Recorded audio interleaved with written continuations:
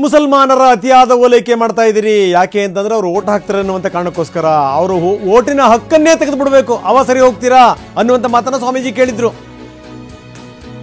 ವಿವಾದಾತ್ಮಕ ಹೇಳಿಕೆ ಈಗ ಚಂದ್ರಶೇಖರ ಶ್ರೀಗಳಿಗೆ ಸಂಕಷ್ಟವನ್ನು ತಂದೊಡ್ಡಿದೆ.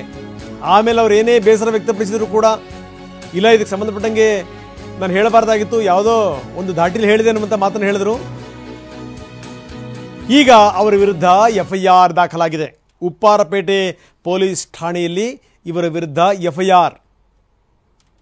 FIRನ ಪ್ರತಿಯನ್ನು ಕೂಡ ನಾವು ತೋರಿಸ್ತಾ ಇದ್ದೀವಿ.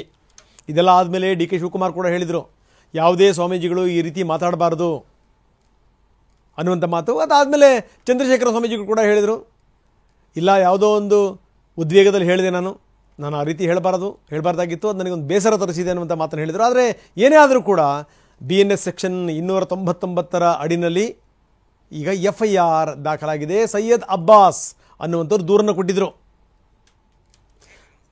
ನವೆಂಬರ್ 26ನೇ ತಾರೀಕು ವಕ್ಫ್ ವಿರುದ್ಧ ಏನು ಹೋರಾಟ ನಡೀತಾ ಇತ್ತು, ಆ ಹೋರಾಟದ ಸಂದರ್ಭದಲ್ಲಿ ಸ್ವಾಮೀಜಿ ಈ ಸ್ಟೇಟ್ಮೆಂಟನ್ನು ಕೊಟ್ಟಿದ್ದರು.